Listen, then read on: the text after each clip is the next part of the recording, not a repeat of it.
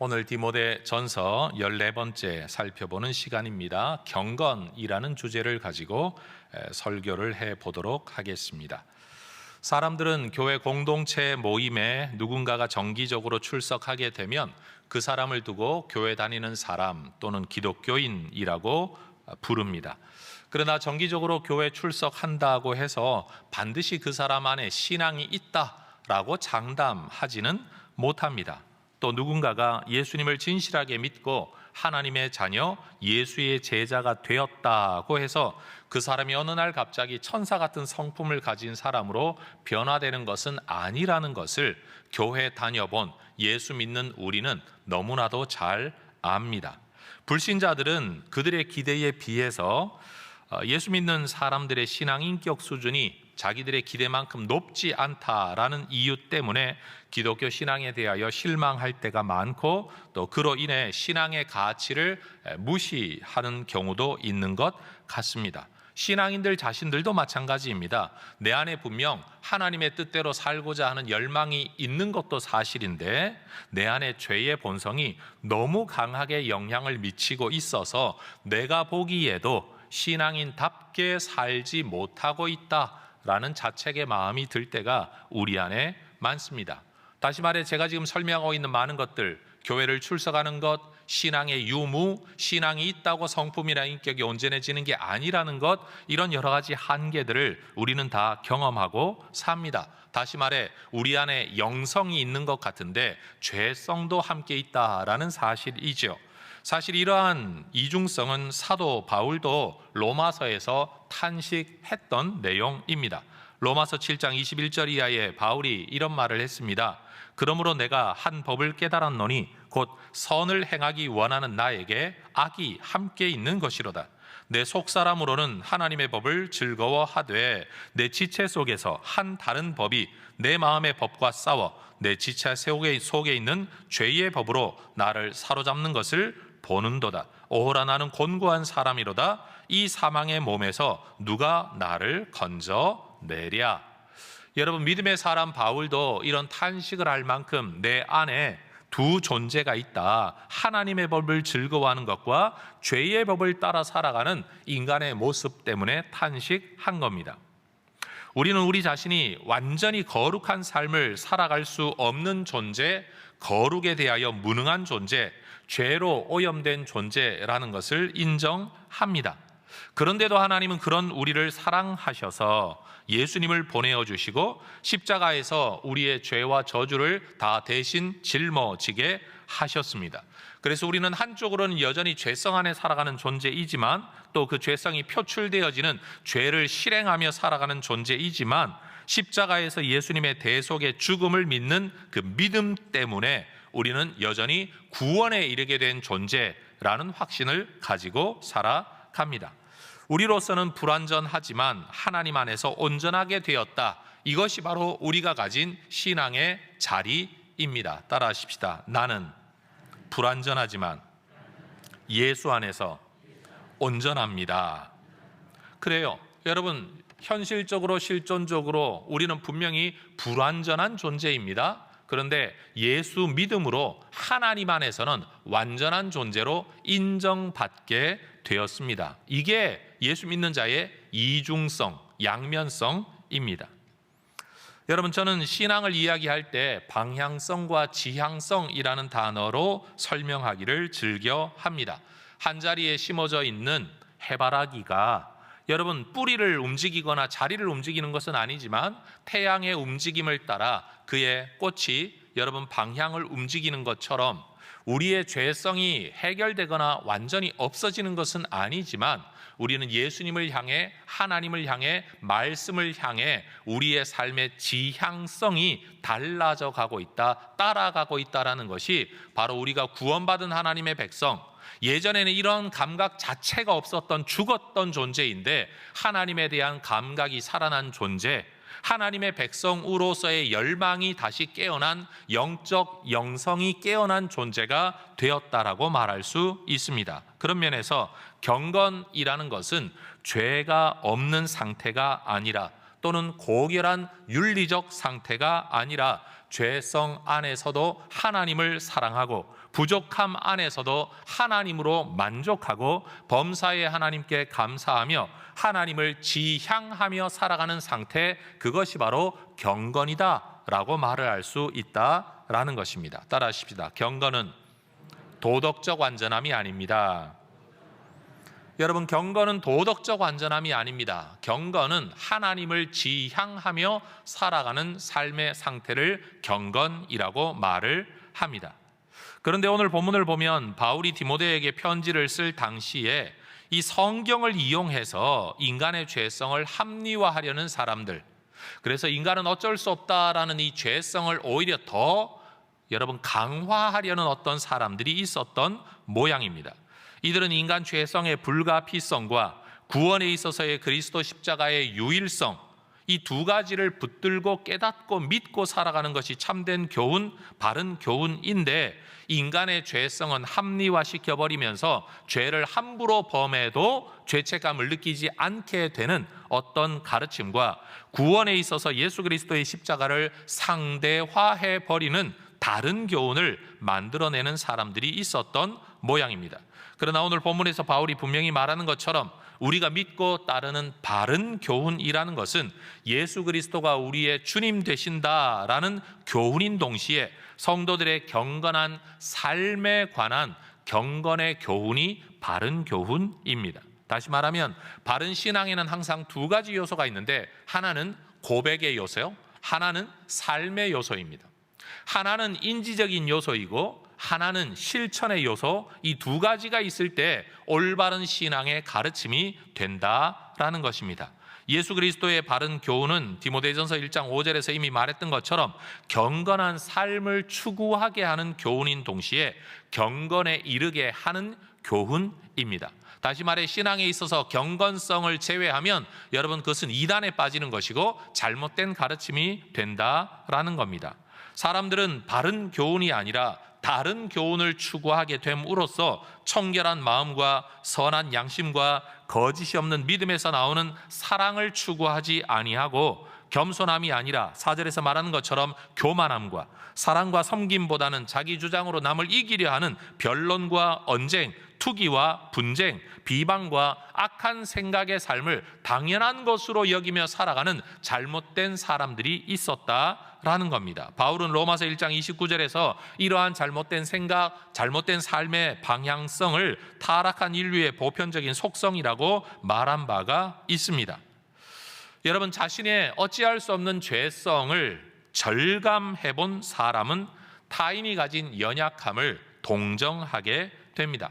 다시 말해 내가 아파 본 사람이 몸 아픈 사람을 충분히 더 이해하는 것처럼 내가 노력을 해보았지만 어쩔 수 없는 인간 죄성 때문에 탄식해본 사람이 다른 사람의 부족함과 연약함을 보면서도 여러분 손가락질하고 지적질하고 저렇게밖에 못 사나라고 말하는 게 아니라 저 사람도 얼마나 애쓰고 힘쓰겠나, 그러나 뜻대로 되지 않아 얼마나 안타까운가라는 동정의 마음을 품게 된다라는 겁니다.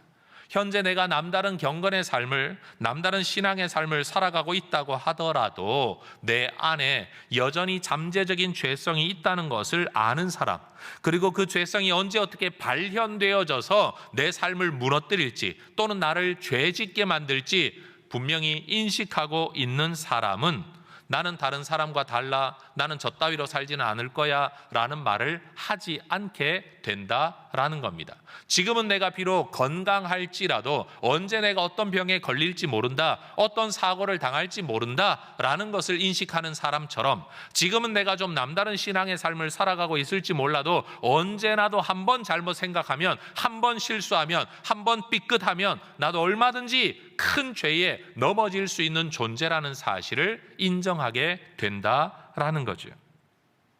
그런데 예수를 믿는다고 고백하는 누군가가 이 교회 생활, 신앙 생활, 사회 생활을 하는 가운데 그렇게 사람에 대하여 수용, 용납, 허용, 이해 또는 동정의 마음을 가지는 게 아니라 투기, 강렬한 시기심이 투기이죠. 그리고 분쟁, 다투며 경쟁하는 마음 또는 상대에 대하여 부당하게 회방하고 공격하는 비방 또는 의심을 포함한 악한 생각으로 다른 사람에게 대하는 사람들, 다시 말하면 그 사람은 다른 사람과 자기 자신을 연약한 존재, 은혜로 구원받은 존재, 여전히 죄성으로 넘어질 수 있는 존재로 그와 나를 같은 하나님의 은혜를 누리는 존재로 이해하는 게 아니라 끊임없이 비교하고 끊임없이 경쟁하고 끊임없이 다른 사람을 이기려고 하는 이런 태도를 가진 사람은 뭔가 올바른 경건함을 깨닫지 못한 사람이라고 말할 수 있다라는 겁니다. 우리는 해결할 수 없는 죄성을 가진 존재입니다. 구원에 대하여 우리는 무능한 존재입니다. 하나님의 사랑과 예수님의 은혜가 아니고서는 구원받을 길이 없는 존재입니다. 여러분, 우리 자신에 대하여 이러한 믿음이, 이러한 깨달음이 확고해지면 우리는 또 다른 예수를 믿는 사람들을 바라볼 때 이익이나 다툼, 비교의식에서 오는 한쪽으로는 열패감, 또 다른 쪽으로는 우월감이 아니라 여러분, 동병상련, 사랑의 마음을 우리는 품게 됩니다. 하나님을 향하여는 감사하는 마음을 가지게 되고 사람을 향하여는 사랑의 마음을 가지게 된다라는 겁니다.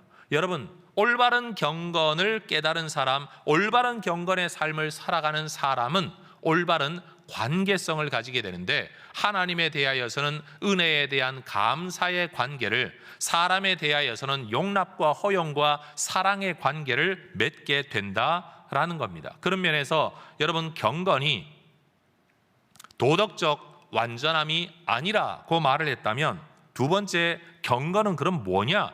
하나님과 사람과의 올바른 관계를 경건이라고 말할 수 있다라는 겁니다.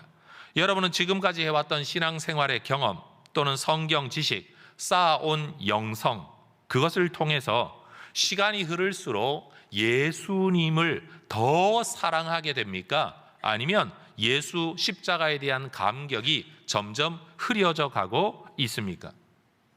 내 신앙생활과 지식과 경험이 쌓이면 쌓일수록 나는 다른 사람을 좀 더 품는 쪽으로 가고 있습니까? 아니면 점점 갈라치기 하고 배쳐가는 쪽으로 가고 있습니까?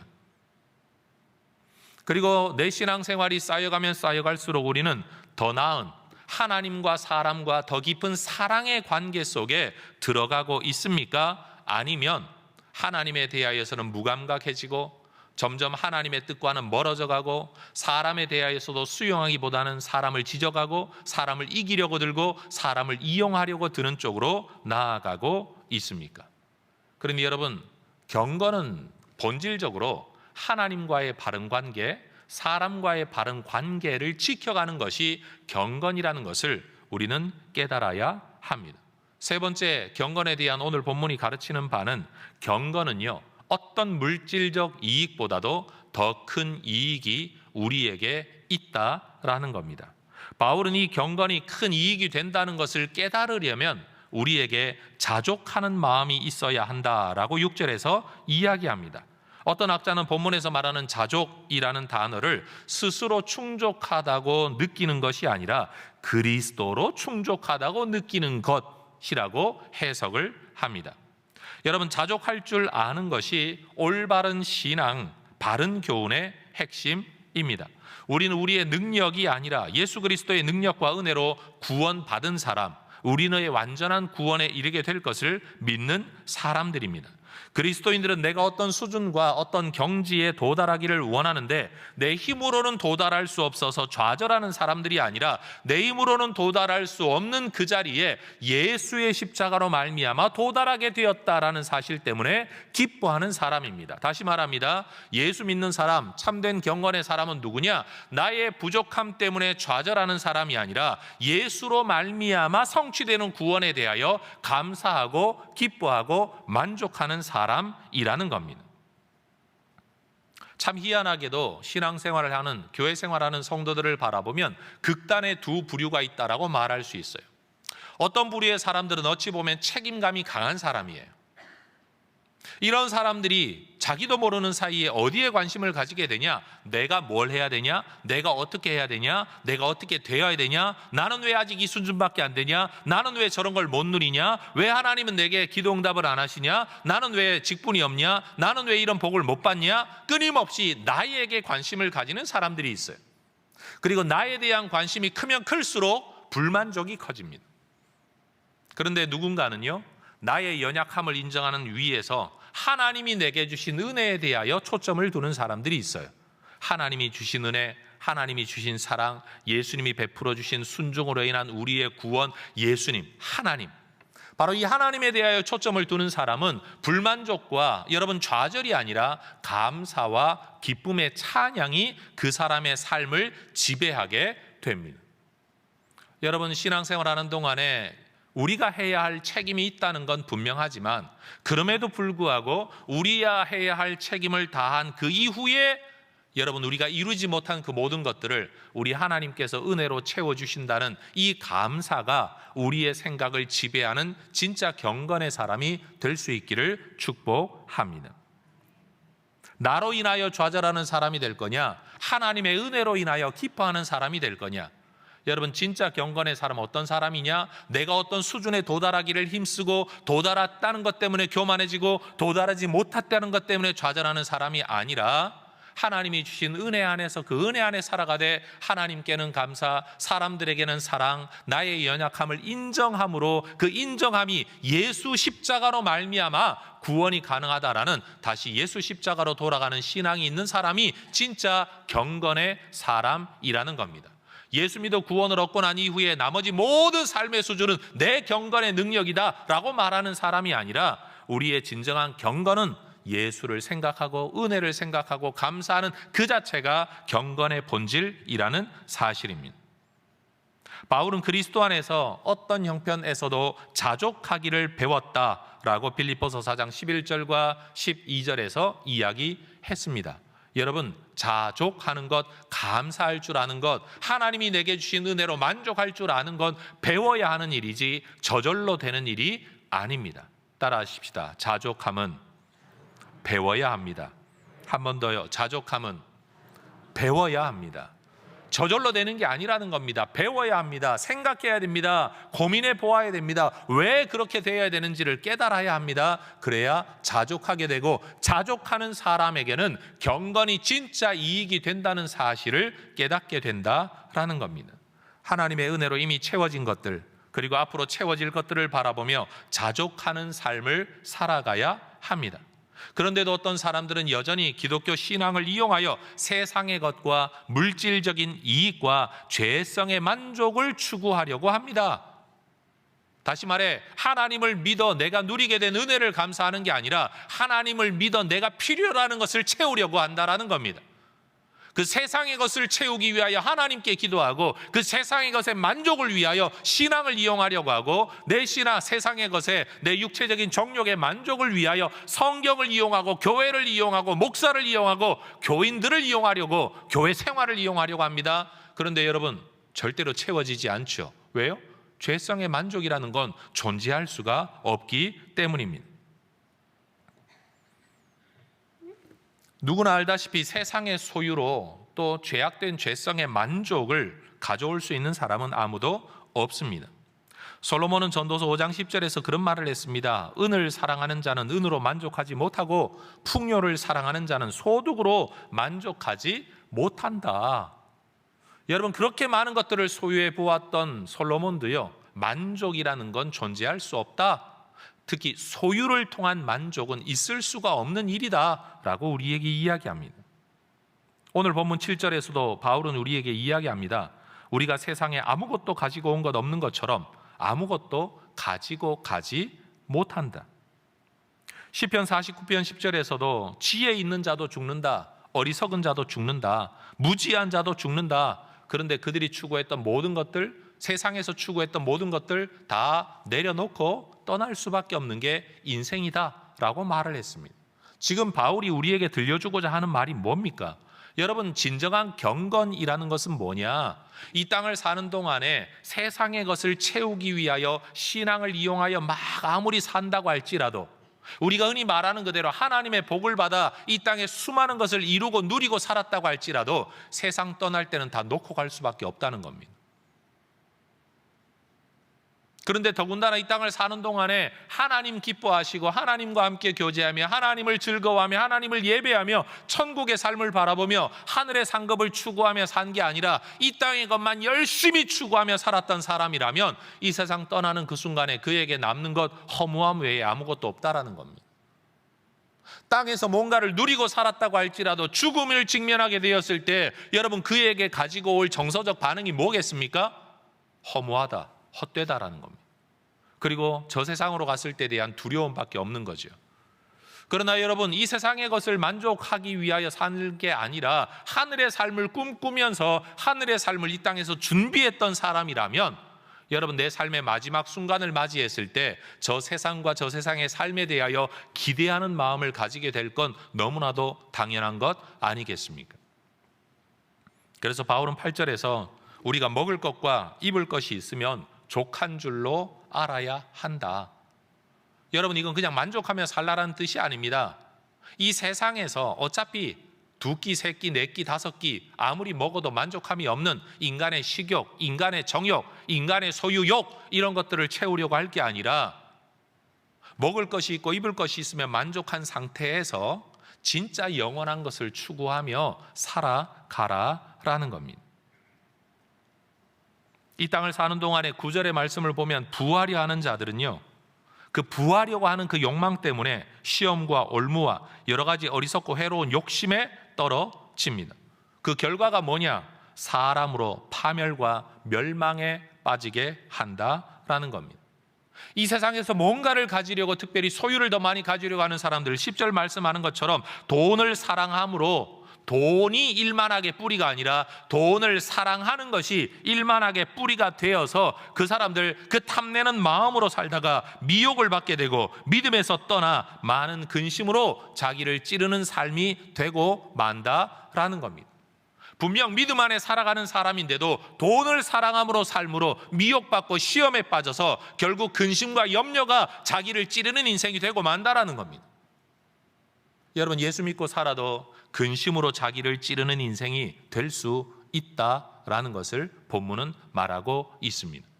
분명 나 예수 믿고 삽니다. 여러분 천국의 소망을 가지고 삽니다. 그런데도 오늘 돈을 사랑함으로 여러분 탐욕 가운데 살아가는 사람은 근심과 염려로 자기를 찌르는 삶을 살게 된다라는 겁니다. 바울이 지금 말하는 게 뭡니까?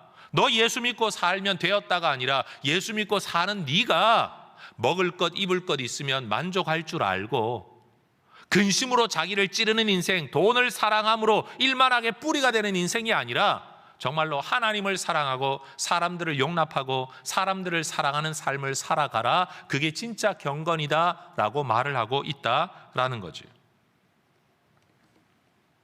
여러분 남을 짓밟고서라도 뭔가를 얻으려고 하는 사람, 무슨 수를 써서라도 이루려고 하는 사람들, 사실은 그렇게 이루온 사람들도 삶의 마지막 단계가 되면요 건강 잃고 나면 다 부질없는 것이다라고 이야기하고 목숨 떠날 때가 되면 다 부질없다 그러고요.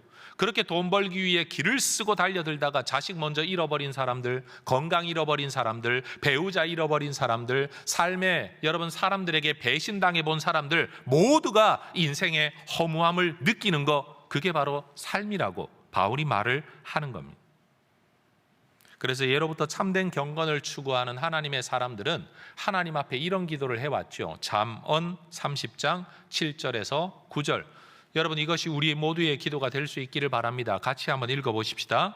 내가 2가지 일을 주께 구하여 싸우니 내가 죽기 전에 내게 거절하지 마시옵소서. 곧 헛된 것과 거짓말을 내게서 멀리하옵시며 나를 가난하게도 마옵시고 부하게도 마옵시고 오직 필요한 양식으로 나를 먹이시옵소서. 혹 내가 배불러서 하나님을 모른다 여호와가 누구냐 할까 하오며 혹 내가 가난하여 도둑질하고 내 하나님의 이름을 욕되게 할까 두려워함이니이다. 나를 가난하게도 부하게도 말게 해달라는 기도, 그 앞에 있는 기도가 뭡니까? 헛된 것과 거짓말을 내게서 멀리하게 해 주옵소서. 헛된 것과 거짓말이 뭡니까? 속아 사는 것이죠. 근심과 염려로 자기를 찌르는 삶, 결국은 시험에 빠질 수밖에 없는 삶, 진짜 경건을 추구하지 아니하고 신앙을 이용하여서, 신앙을 통하여서 헛된 만족을 추구하는 잘못된 삶을 살지 않게 해달라라는 기도라는 말입니다. 사실 예수님도 탐하는 마음을 물리쳐야 경건한 삶을 살아갈 수 있다고, 사람의 생명이 그 소유에 넉넉한 데 있지 아니하다라고 이미 말씀을 하셨습니다. 이 사람의 생명, 목숨을 뜻하는 게 아닙니다. 사람의 생명력, 인생의 진정한 행복이 소유에 넉넉한 데 있는 게 아니라는 말씀을 하고 계신 겁니다. 그런 면에서 성도 여러분, 우리 모두가 기억해야 될 것은 경건, 진짜 경건이 우리에게 참 이익이 된다. 세상의 돈이 이익이 아니라, 출세가 이익이 아니라, 세상에서 죄된 만족이 이익이 아니라 경건이 진짜 우리에게 유익한 것이라는 것을 우리가 깨달을 수 있기를 소망합니다. 성도 여러분, 돈 많이 벌었다 칩시다. 그 많은 돈 다 쓰고 살 수 있을 것 같으세요? 아마 쌓아놓고 살겠죠. 쌓아놓은 것으로 든든하고, 쌓아놓은 것으로 만족하고, 쌓아놓았다는 것 때문에 사람들이 나를 알아주고, 쌓아놓았다는 것 때문에 자식들한테 여러분 부끄럽지 않게 살 수는 있을 겁니다. 그런데 때가 되면요, 다 놓고 떠날 겁니다. 그리고 정말로 더 중요한 건요, 제가 목회자로 보니까 아무것도 없이 떠나는 분들은 자식들이 여러분 떠나고 난 뒤에 분란이 없어요. 그런데 뭘 좀 남겨놓고 떠나는 분들은요, 여러분 그분들이 분명히 그리스도인들인데도 불구하고 여러분 자기들끼리 관계가 안 좋아지더라고요. 여러분은 자식을 사랑해서 남겨주는지 모르는데, 여러분이 남겨놓은 그것 때문에 자식들은 더 믿음에서 떠나고, 의리에서 떠나고, 사랑에서 떠나고, 욕심으로 서로의 관계가 깨어지는 경우를 훨씬 더 많이 보게 됩니다. 뭐가 지혜로운 걸까요? 디모데후서에 데마라는 한 인물이 등장합니다. 이 사람이 어떤 사람인지 우리는 정확히 알 수는 없습니다만, 디모데후서 4장 10절을 보면 바울이 말하기를 데마는 이 세상을 사랑하여 나를 버리고 데살로니가로 갔다라고 말합니다.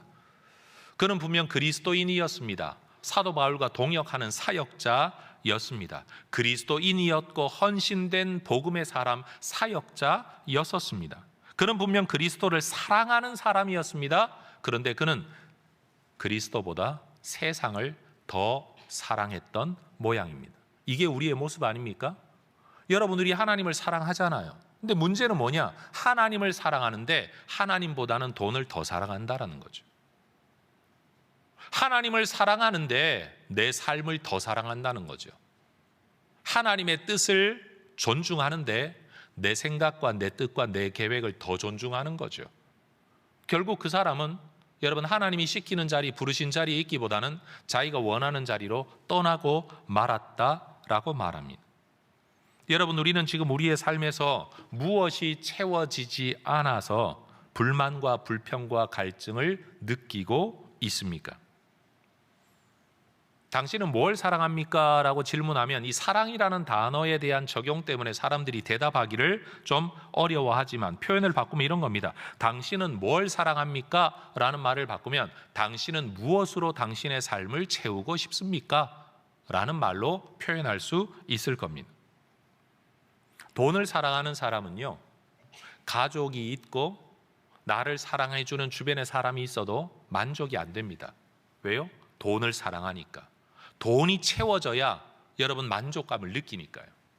똑같은 원리로 여러분 세상에 필요한 건 많습니다. 예수 믿는 사람들도 돈 있어야 되고, 건강이 있어야 되고, 관계성이 있어야 되고, 일이 있어야 되고, 성취감도 있어야 되고, 여러분 인생에는 우리에게 만족을 주는 많은 요소들이 있어야 합니다. 그런데 그런 것들이 좀 부족해도 하나님과 함께 한다는 것 때문에 만족하는 사람들도 있습니다. 그런데 그런 것들이 다 있는데도 돈이 좀 부족하다는 이유 때문에 만족을 못하는 사람들도 있습니다. 똑같이 예수 믿고 똑같이 교회 다녀요. 똑같은 직분을 가지고 있고 오늘도 똑같이 교회 봉사하고 있어요. 그런데 그의 마음에 만족함이 있는 사람과 만족함이 없는 사람이 있다는 사실이에요. 예배를 드리면 예배 때문에 감격하고 만족하는 사람이 있는가 하면, 예배는 드렸는데 예배를 드렸으니 돈 벌어야 되고, 예배를 드렸으니 내일이 잘 돼야 되고, 예배를 드렸으니 내 계획이 이루어져야만 만족하겠는데, 예배를 드렸는데도 그런 것들이 채워지지 않아서 여전히 만족하지 못하는 사람, 하나님께 예배한 자체가 기쁨이 되는 게 아니라 예배를 통해 채우고 싶은 게 있는데 채워지지 않아서 불만인 사람, 이럴 바에 내가 교회 왜 가냐, 예배 왜 드리냐, 내가 말씀 왜 듣냐, 기도 왜 하냐 라고 말하는 분들이 있다는 사실이에요. 껍데기로는 똑같은 그리스도인이에요. 똑같은 교회 다니는 사람이에요. 둘 다 예배를 참여하는 사람이에요. 근데 예배로 만족하는 사람이 있는가 하면 예배만으로는 만족이 안 되는 사람들이 있다는 거죠. 그런 면에서 여러분, 우리는 진짜 경건을 추구하는 사람이냐, 아니면 오늘 바울이 경건을 이야기하면서 돈 문제를 굉장히 길게 이야기하고 있는데 그런 것들을 추구하는 사람이냐. 여러분, 본문은 우리에게 바로 질문하고 있는 겁니다. 성도 여러분, 우리 모두가 참 경건의 사람이 될 수 있기를 주의 이름으로 축원합니다. 신앙이라는 것은 신앙을 이용하여 세상의 것을 만족시키려는 길이 아니라 신앙 자체, 하나님 자체, 하나님의 말씀 자체를 기쁨으로 받아들이는 또 하나의 라이프 스타일, 새로운 삶의 길입니다. 세상 사람들은 뭔가 만족되는 것을 추구하며 그걸 만족하기 위해 자기의 돈을 쓰고 시간을 쓰는 그들만의 라이프 스타일을 가지고 있습니다.